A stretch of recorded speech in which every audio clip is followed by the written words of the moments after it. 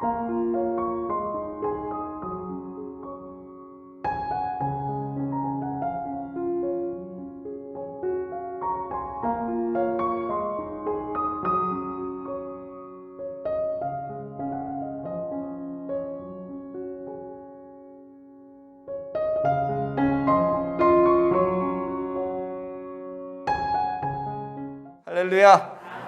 오늘도 잘 나오셨습니다. 하나님의 은혜가 우리 모두에게 다 흘러가게 되기를 예수님 이름으로 축복을 드립니다. 오늘부터는 계속해서 요한계시록에 나온 7교회의 이 설교를 이어가려고 합니다. 그런데 제가 설교를 준비하고 또 묵상하는 가운데 이 마음에 부담이 생겼어요. 우리 성도들이 이 7교회 설교를 들으면서 은혜를 받아야 되는데 이 설교를 들으면서 오히려 은혜를 받지 못하고 마음에 막 죄책감이 막 많아져 가지고 더 힘들어하는 그런 일은 없을까, 이런 생각을 제가 문득 하게 되었어요. 사실 이 계시록의 설교는 말세를 살아가는 성도들에게 하나님께서 위로해 주시면서 너희들이 힘들지만 더 멋지게, 더 아름다운 신앙을 가지며 살기를 원한다, 이렇게 하면서 도전하고 위로하는 그런 설교인데, 그런데 그럼에도 불구하고 주님이 우리에게 이 말세를 살아가는 신앙인들에게 요구하는 것과 현재 이 시대의 현실 속에서 내가 살아가는 신앙의 이 괴리감이라 그러죠. 차이. 주님은 이런 걸, 아름다운 걸 원하는데 실제로 나는 그렇게 살아가지 못하는 거예요. 그러다 보니까 나는 맨날 죄인인 것 같고, 나는 맨날 죽일 놈 같고, 나는 지옥에 떨어질 인간 같고, 그래가지고 설교를 들으면서 은혜가 안 되고 이 죄책감 때문에 너무 힘들어지는 그런 경우들이 혹시 있지 않을까, 제가 설교를 준비하면서 그런 마음에 부담이 생긴 거예요. 근데 여러분 꼭 기억을 하세요. 하나님의 말씀, 또 저를 통해서 전달되는 이 하나님의 말씀은 여러분들을 정죄하고 여러분들을 죄인 취급하고 그래서 여러분들을 낙담시키려고 주는 말씀이 아니라고 하는 거예요. 본질이 뭐냐? 더 아름다운 신앙의 삶을 살기 위해서는 너희들이 이런 세상 속에서도 이렇게 살아가야 된다라고 하는 이 도전과 적극적인 긍정적인 힘을 주기 위한, 힘들지 그래도 좀 힘을 내봐, 이런 설교인 거지, 우리를 정죄하고 너 나쁜 놈이야, 넌 죄인이야, 지옥에 떨어질 인간이야, 이것을 위해서 설교하는 것은 아니고, 말씀도 그것 때문에 우리에게 주시는 말씀은 아니라고 하는 거, 여러분 그걸 꼭 기억하셔야 돼요. 그래서 설교를 들으면서 내가 이런 부분이 부족하구나, 주님이 이런 부분을 개선하라고 하시는구나 라고 말씀을 듣고 내가 그 개선을 위해서 열심히 살아가면 되는 거예요. 근데 어떤 사람은 이렇게 생각을 하죠. 말씀을 들으면서 난 안 되겠구나, 나 같은 인간은 예수를 믿어도 변화가 안 되겠구나, 에라 집어치우자, 이렇게 되면 이게 안 된다는 거예요. 무슨 말인지 아시겠죠? 그렇게 돼서 내가 시험에 들어서 낙담하면 이거는 사단이 그 사람 마음에 지금 침투해 있는 거고, 그 사람이 지금 시험 들어 있다는 증거라고 하는 거죠. 그래서 간절히 바라기는 오늘도 말씀을 들을 때 여러분들 예수님의 말씀, 하나님의 이 말씀이 나에게 격려하고 나에게 아름다운 신앙을 도전하는 말씀으로 들어야지, 나를 낙담시키는 그런 말씀으로 들으면 안 된다라고 하는 거 꼭 기억하시면서 말씀을 들으시기를 축복합니다. 오늘 말씀뿐만 아니라 제가 전하는, 저를 통해서 하나님이 여러분들에게 전달하시는 모든 말씀은 다 그런 거예요. 그래서 그렇게 이해하시고 말씀을 들어주시면 좋겠어요. 우리 인사 한번 합시다. 은혜를 풍성히 누립시다. 네, 어떤 여학교에서 선생님이 학생들에게 나르시시즘이라고 하는 단어를 이제 설명하기 위해서 이런 이야기를 했어요. 여러분, 나르시시즘이 뭔 줄 알아요? 그리스 신화에 보면 16살 정도 되는 나르시스라고 하는 소년이 있었는데 하루는 그가 숲속에 있는 은빛 고요한 호수 속에 비친 자기 얼굴을 본 거예요. 그런데 너무 예쁜 거죠. 자기 얼굴인지도 모르고 그 호수에 비친 자기 얼굴에게 사랑을 고백하게 되는데 전혀 반응이 없는 거예요. 그러다가 이 소년이 그 아름다운 얼굴 속으로 푹 빠져들어서 그냥 호수에 빠져 죽어서 수선화가 되었다는 그런 이야기가 있는데 바로 여기에서 나르시시즘이라고 하는 말이 나온 거예요. 하고 이 나르시시즘에 대해서 아이들에게 이야기를 하고 있었어요. 다시 말해서 이 나르시시즘은 자애병이라고 하는 거죠. 자기가 자기를 지나치게 사랑하는 병, 이걸 나르시시즘이라고 해요. 라고 얘기를 했더니 그 이야기를 듣고 있던 한 여학생이 그러는 거죠. 선생님, 아무래도 저는 그 병에 걸린 모양이에요. 왜? 너 왜 그렇다고 생각하는데? 저는 아침마다 거울을 보면 제 모습이 너무 아름다워서 거울을 떠날 수가 없어요. 그랬더니 선생님이 뭐라 그러냐면 얘야, 그거는 나르시시즘이 아니라 착각이라고 하는 병이란다 그랬다는 거죠. 여러분 중에도 저도 마찬가지죠. 이런 착각 속에 살아가는 사람들이 있죠. 여기는 아무도 없는 것 같아요. 네, 보니까 아무도 반응을 안 하네. 때로는요, 이런 착각이 우리로 하여금 뭐라고 해야 될까? 진짜 행복을 주기도 하지만 이렇게 자신에 대해서 착각하며 사는 사람들을 우리가 이렇게 볼 때 답답한 모습이 있지 않겠습니까? 여러분 주위에 한번 보시면은요, 그 사람에게 분명히 문제가 있어요. 누가 봐도 이 사람 문제가 있어 라고 생각하는 그런 사람들이 있어요. 근데 문제는 뭐냐면 다른 사람들은 그 사람이 다 문제 있다 그러는데 자기는 자기가 문제가 없다고 생각해. 착각 속에 살아가는 거죠. 아무리 눈치를 주고 말을 해도 이 사람이 알아듣지를 못해요. 알아듣지 못할 뿐만 아니라 한술 더 떠가지고 보란 듯이 자기가 잘한다라고 하는 듯이 그렇게 막 활보를 하며 막 살아가게 됩니다. 그때 우리가 드는 생각이 뭘까? 저 인간 참 구제불능이다. 이제 이런 생각이 들게 되는 거죠. 더 나아가서 저 인간 보면 밥맛이 떨어져. 그런 생각이 들 때도 있고요. 꼴도 보기 싫다. 생각하기도 싫다. 그런 생각이 들게 돼요. 어쩔 때는요, 진짜 심각하면 보기만 해도 막 엮었고 비가 막 상해가지고 그런 때도 있을 수가 있겠죠. 그런데요, 오늘 계시록에 보면 이렇게 우리 주님의 비유를 상하게 하는 교회가 있었습니다. 아주 역겨운 교회죠. 라오디게아라고 하는 교회인데 16절 말씀을 우리가 한번 보도록 해볼까요? 16절 시작. 내가 이같이 미지근하여 뜨겁지도 아니하고 차지도 아니하니 내 입에서 너를 토하여 버리리라. 아멘. 자, 여기 보시면 16절 끝에 내 입에서 너를 토하여 버리리라. 지금 이거 굉장한 말이에요. 아주 쇼킹한 말이에요.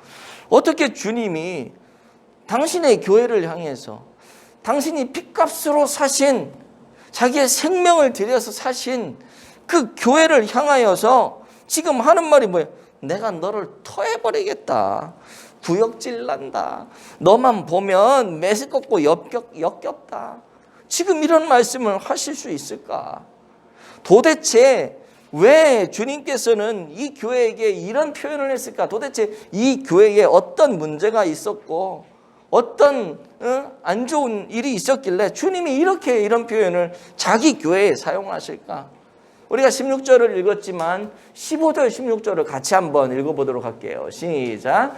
내가 내 행위를 아노니 내가 차지도 아니하고 뜨겁지도 아니하도다. 내가 차든지 뜨겁든지 하기를 원하노라. 내가 이같이 미지근하여 뜨겁지도 아니하고 차지도 아니하니 내 입에서 너를 토하여 버리리라. 아멘. 주님께서 토해버리겠다. 나 너 구역질 나서 못 참겠다 라고 하는 이유가 뭐냐면 미지근하다는 거예요. 미지근하다는 거. 그 결과 너를 토해버리겠다는 거죠. 그렇다면 주님이 책망하시는 이 미지근한 신앙, 도대체 어떤 신앙일까? 열정이 없는 신앙일까요? 봉사를 하지 않는 그런 신앙일까요? 역동적이지 않다라고 하는 그런 말일까요? 뭐 그런 것들도 다 포함되어 있을 수 있겠지만, 정말 중요한 것은 뭐냐 하면은, 미지근하다라고 하는 뜻은 뭐냐 하면은 세상과 하나님 사이에 양다리를 걸치고 있었다라고 하는 거예요. 양다리. 자든지 덥든지 하라고 하는 말은 차가워서 아주 시원한 여름철에 시원한 생수 같은 역할을 하든지, 뜨거워서 그냥 온천수 같은 역할을 해서 다 몸을 다 녹이고 긴장되는 모든 걸 다 풀어주고 뭐 그런 온천수 같은 역할을 하든지 하라는 거죠. 다시 말해서 네가 누구인지 네 정체성을 제대로 알고 거기에 맞게 생활하라고 하는 거예요. 하나님의 백성으로서 분명한 신앙의 노선을 가지며 살라고 하는 거죠. 그런데 라오디게아 교회의 교인들은요, 그걸 잘 못했던 것이죠. 이쪽도 아니고 저쪽도 아니고 천국과 세상의 양다리를 하나씩 걸치고 있는 거예요. 천국을 포기할 수 없어. 그러나 세상이 주는 이 향락도 포기할 수가 없어요. 구원도 포기할 수가 없고, 또 이쪽 세상이 주는 유익한 거, 이것도 포기할 수가 없어. 교회에 와서의 모습과 세상의 모습이 완전히 딴판인 그런 모습으로 지금 살아가는 성도들의 모습이 라오디게아 교회 성도들이었다는 거예요. 이쪽에 서면 막 이쪽 편이 되고, 이쪽으로 가면 또 이쪽 편이 되고, 간에 붙었다, 쓸개 붙었다. 라오디게아 교회 성도들의 신앙이 그랬다라고 하는 것입니다. 여러분, 연애를 해도요, 그렇지 않아요? 양다리 걸치는 사람 연애하면서, 여러분들 요즘에는 뭐 이 세상 가치관이 바뀌어가지고 그거를 지혜롭다고 얘기하는 애들도 있는데, 몰라요. 저 같은 경우에는 이 양다리에 걸치는 게 나는 용납이 안 되거든. 저 같은 경우에는 물론 두루두루 친구를 사귀는 건 같은데, 내가 결혼할 사람을 다 두고서 다른 쪽에 양다리를 걸친다는 것은, 이거는 저로서는, 몰라요. 여러분들은 어떻게 생각하는지 모르겠어요. 근데 저로서는 좀 이해가 되지 않아요. 밥맛이 뚝뚝 떨어지죠. 내가 정말 사랑했는데 그냥 거기에 모든 것들을 다 불태웠는데 이 사람이 나 아닌 다른 사람을 또 만나고 있는 거야. 이건 배신감 정도가 아니라 정말 때려 죽일 일이고 아주 역겨운 일이 아니겠어요? 지금 라오디게아 교회를 향해 주님이 그런 마음을 가지고 얘기하는 겁니다. 그런데 그들이 그렇게 자신의 신앙의 정체성을 찾지 못하고 하나님과 세상 사이에 이 양쪽 양다리를 걸친 미지근한 신앙이 된 이유가 뭐냐? 그 이유가 뭐냐? 17절을 한번 보도록 하죠. 시작. 내가 말하기를 나는 부자라 부요하여 부족한 것이 없다 하나 내 곤고한 것과 가련한 것과 가난한 것과 눈먼 것과 벌거벗은 것을 알지 못하는도다. 아멘. 이 사람들이 그렇게 하는 이유는 뭐냐면 부자라는 이유예요. 세상과 하나님을 양다리 걸칠 수 있는 이유가 뭐냐? 부자라고 하는 거예요. 부족한 것이 없다고 해요. 결국 부요함이 그렇게 만든 거죠. 근데 하나님 자기는 부요하다 그러는데 하나님은 그들을 향해서 뭐라 그러냐면 너희들 부요하지 않다 그래요. 곤고한 인생이요, 가련한 인생이요, 가난한 인생이요, 실상은 눈이 탁 멀었고 벌거벗은 불쌍한 인생이다. 그렇게 이야기를 하고 있어요. 근데 뭐야? 이 사람들은 그걸 몰라요. 자기 착각 속에 살아가는 거예요. 나는 부요하다. 근데 하나님은 너 부요하지 않다 그래.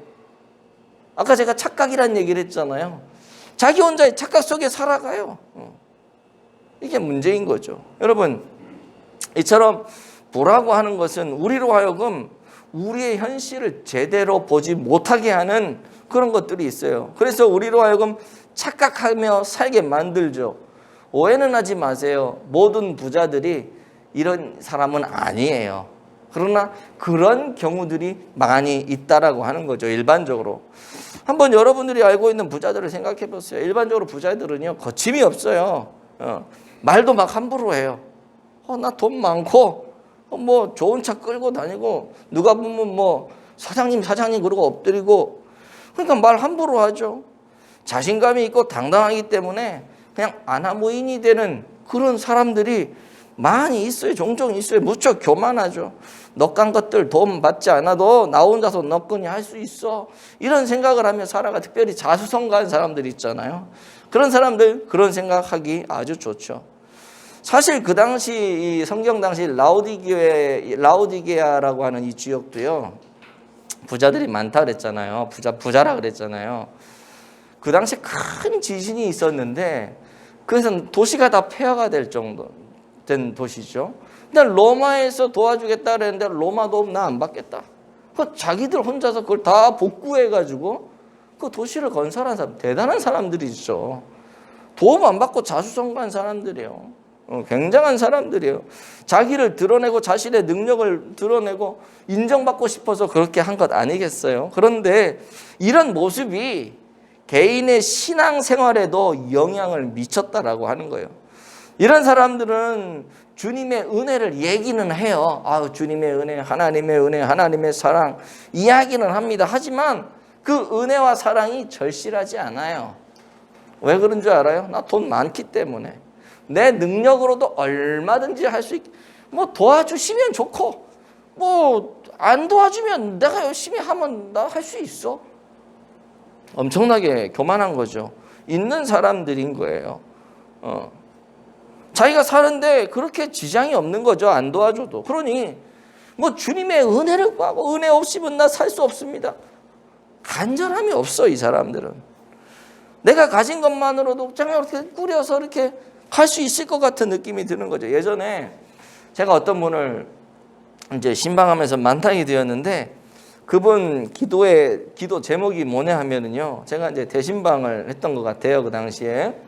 기도 제목이 뭐냐 하면 더도 말고 덜도 말고 지금 이대로만 하게 하옵소서. 이게 기도 제목이에요.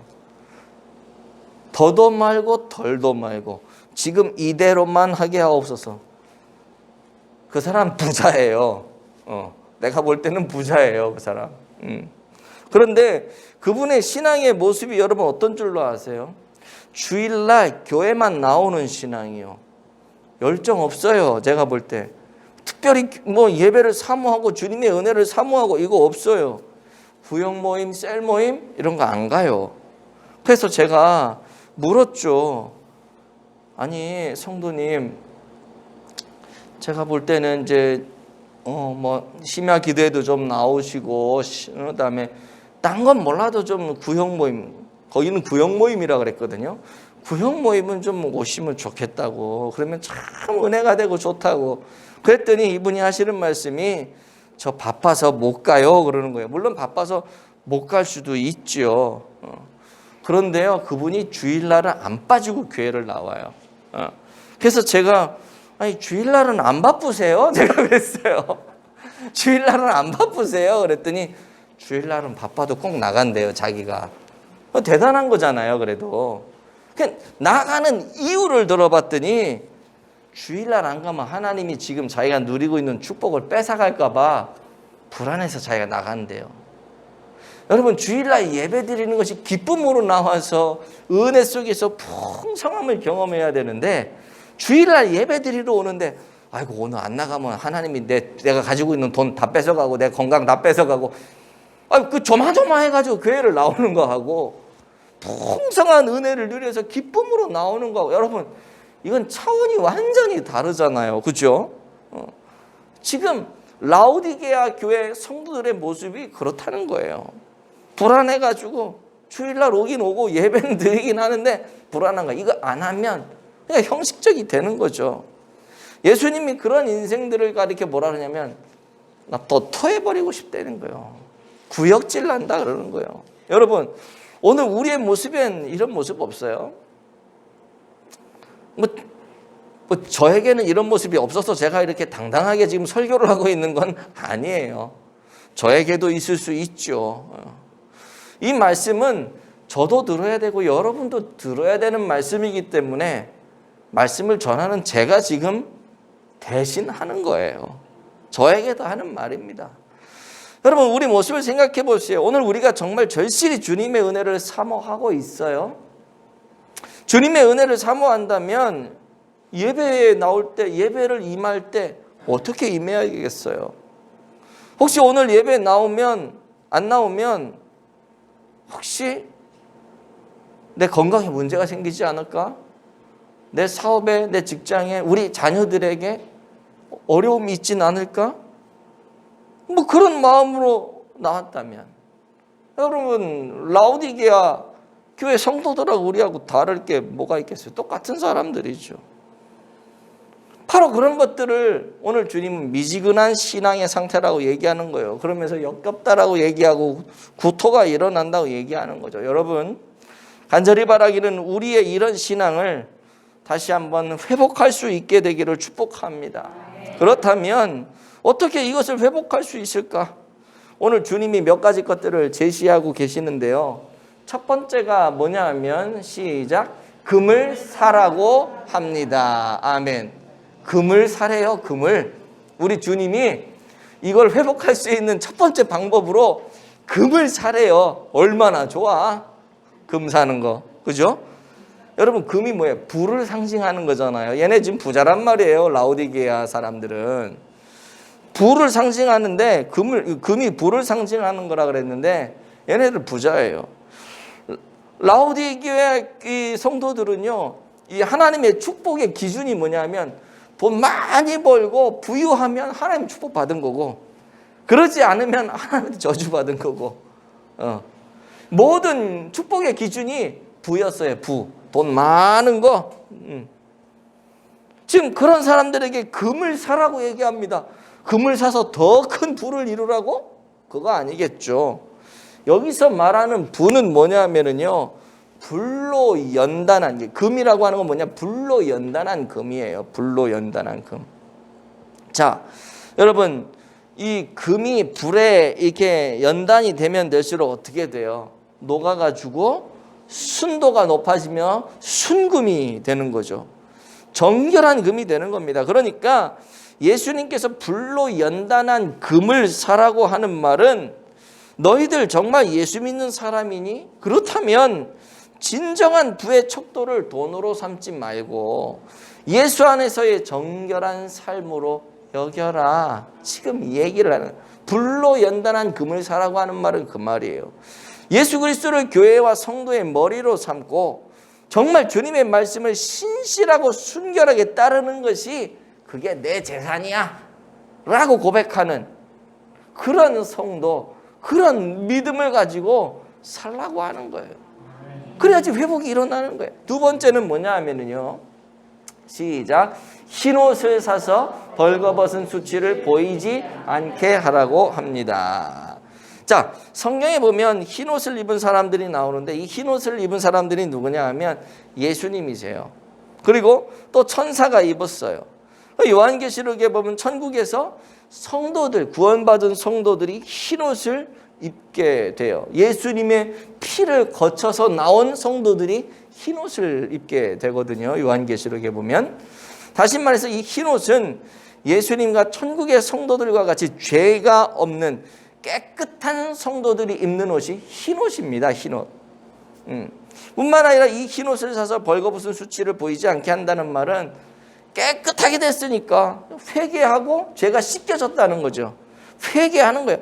회개를 통한 용서를 통해 모든 수치가, 더러웠던 모든 수치가, 이 죄악들이 가리워지고 거룩한 하나님의 형상으로 닮아가는 삶, 그것을 말하는 것이 흰옷을 사서 벌거벗은 수치를 보이지 않게 하라라고 하는 그런 말씀이요. 세 번째 처방은 뭐냐 하면은요, 시작, 안약을 사서 눈에 발라 보게 하라고 합니다. 아멘. 이 영적 분별력이죠. 이 사람들 착각 속에 산다 그랬잖아요. 나 부자야, 나 부자야. 근데 주님 볼 때는 하나도 부자가 아닌 거죠. 영적으로 착각 속에 사는 거예요. 제대로 못 보는 거예요. 그러니까 안약을 사서 좀 넣어서, 너 눈, 영적인 눈을 좀 떠서 제대로 좀 봐라. 제대로 좀 봐라. 그리고 회복 좀 해라. 지금 그 얘기입니다. 그런데 중요한 게 뭐냐? 이런 모든 것들이 다 열심을 내는 그런 일들인 거죠. 지금 이런 열심을 내야 되는 거예요. 라오디게아 성도들은 이런 열심을 내야 되는 거예요. 돈의 기준에서 정결하고 순결한 신앙의 기준으로, 흰옷을 입은 그런 기준으로, 또 영적인 눈이 어두워져 있는 상태에서 영적인 눈이 뜨일 수 있는 그런 모습으로 열심히 노력을 해야 되는 거예요. 이게 열심을 내는 겁니다. 성경에서 말하는. 중요한 게 뭐냐? 이 모든 것을 누구에게 사느냐?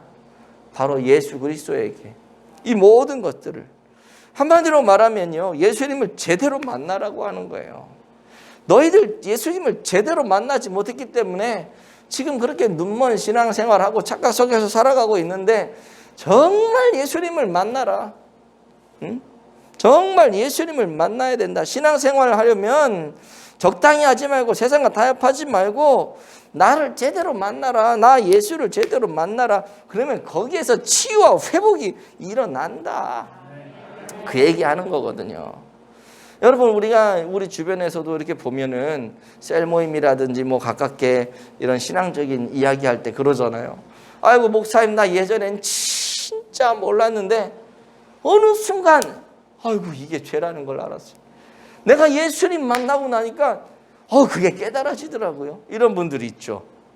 이게 바로 그런 현상들이죠.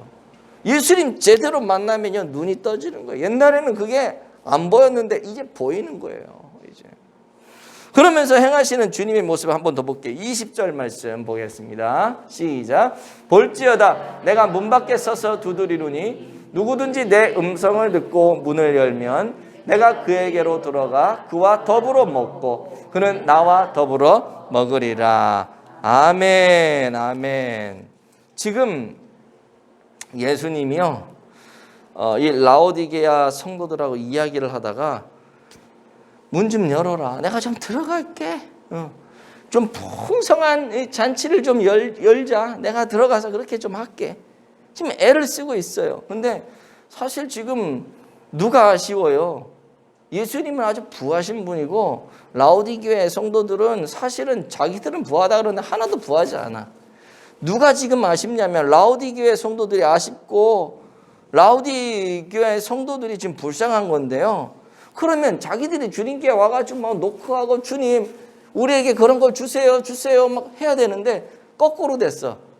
라오디게아 성도들이 하는 게 아니라 그 풍요로우신 주님이 막 노크를 하면서 얘들아 좀 열어라. 구역질 나고 냄새나고 토해버릴 것 같은 이 라오디게아 성도들을 외면하지 않으시고 거기에 막 노크를 하시며 다가가시고 내가 들어가서 너희들을 풍요롭게 할게. 좀 열어봐. 문만 열면 돼. 이게 우리 주님의 사랑인 것이죠. 우리 모습을 보세요. 겉은 번지르하지만 주님 보실 때 가련하고 안타까운 심령들 아니에요. 벌거벗은 상태로 수치와 상처들로 이 찌들어 있는 그 모습이 오늘 저와 여러분의 모습 아니에요. 그럼에도 불구하고 그것을 깨닫지 못하고 그냥 나 잘난 맛에 살아가고 떵떵거리며 살아가는 모습이, 여러분 그게 저와 여러분의 모습이잖아요. 그렇게 구역질 나고 토해오고 내쳐버리고 싶은 그런 우리 인생에게 우리 주님이 지금 얘기하는 거예요. 너 나 믿는다고 하지? 그러면 좀 제대로 믿어. 나를 좀 영접해봐. 그러면 진짜 부유하고 진짜 풍요로운 정말 행복하고 아름다운 삶을 살 수 있다니까. 내가 그렇게 해준다니까 하면서 지금 주님이 우리를 초청하고 계시는 거예요. 좀 친밀한 교제를 좀 하자고. 왜? 주님과 친밀한 교제를 하는 거, 그것이 우리 인생의 모든 문제에 회복을 주기 때문에 그런 것입니다. 신앙 회복에 있어서 핵심의 열쇠는 뭐냐? 주님과 친밀해지는 거예요. 하나님과의 친밀도는 마치 이런 거죠. 열심과 열정을 일으키는 연료 탱크라고나 해야 될까? 주님과 친밀해지면요, 우리 안에 열심과 열정이 막 일어나게 되어 있어요. 자동차를 한번 보세요. 연료가 떨어지면 어떻게 됩니까? 엔진이 그냥 꺼져버리죠. 그러면 자동차는요, 아무런 쓸모도 없는 그냥 고철덩어리가 되는 거예요. 아무리 좋은 차라 할지라도요, 그 엔진통에 연료가 없으면 그렇게 되는 겁니다. 하나님과 나와의 관계가 닫혀있고 막혀있으면 우리가 세상적으로 아무런 좋은 기능이 있고 뭐 돈이 있고 뭐가 있고 해도 여러분 그냥 죽은 시체나 다름없는 거예요. 에너지가 공급되지 않기 때문에 그래요. 하나님으로부터 에너지가 와야지 내가 내 활력도 생기고, 하나님으로부터 에너지가 와야지 내가 머리도 팽팽 돌아가고 내가 일도 할 수 있고, 하나님 뭐 공급이 되어줘야 하나님과 이 무한한 그 에너지를 가지신 하나님과 내가 늘 접촉이 일어나야지 뭔가 열심을 내고 열정을 가지고 뭔가 할 수 있는 거예요. 간절히 바라기는 아멘 하셨지만 그런 성도들 다 되어지기를 축복합니다. 이제 말씀을 맺을게요. 오늘 이 시간 여러분의 신앙생활에 놀라운 변화가 일어나는 그런 결단이 있기를 축복합니다. 미지근한 신앙의 상태를 좀 떨쳐버리세요. 우리 신앙이 미지근한 순간부터 우리 인생은요 쉰내가 나고 썩기 시작한다는 겁니다. 그러면 버려지는 거예요. 음식도 쉰내가 나고 썩겨지면 버리잖아요. 미지근한 상태가 가장 변질이 잘 돼요. 아시잖아요. 아주 뜨겁든지 아주 차갑든지 그럼 잘 변질이 안 되거든요. 근데 미지근하면요 바이러스도 들어오고요 이게 금방 상해버려요. 우리가 인생을 살아가는 데 있어서 여러분 미지근하고 삶이 지루해지고 그러면 안 되지 않겠어요? 남들이 보면 대수롭지 않은 일을 한다 할지라도 그 일에 여러분들 의미를 부여하고 열정을 쏟고 끝까지 포기하지 않고 충성을 다하면요 하나님이 그 일을 통해서 놀라운 일들을 여러분의 삶에 펼쳐 보이실 것입니다. 여러분 꼭 그것을 기억하세요. 신앙생활을 하면서 맡은 일이 무엇이든지 간에 여러분이 맡은 그 일에 하나님의 뜻이 있다라고 하는 걸 여러분 확신을 하세요. 신앙생활이 지겨워지면 안 돼요.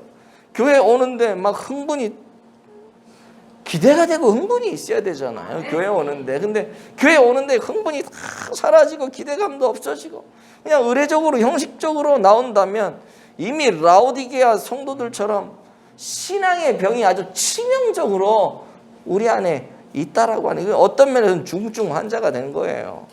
예배를 드리는 것이 지루해지고 기도를 드리는 것이 너무 형식적이 되어지고 그러면 여러분 우리 신앙에는 활기가 없어요. 간절히 바라기는 여러분들 신앙에 활기를 찾으시기를 축복합니다. 아멘. 신앙생활에 있어서만큼은 영원한 청춘이 되어지기를 예수님의 이름으로 축복합니다. 아멘. 여러분들 예수님이 여러분들 한 사람 한 사람을 보면서 야 내가 너 토해버리고 싶다 이게 아니라 내가 너를 끌어안아서 너를 품고 싶다 이런 생각이 들 수 있는 그런 성도로 날마다 거듭나고 날마다 회복되어지는 그런 은혜가 여러분의 삶 가운데 있어지길 예수님 이름으로 축복을 드립니다. 아멘.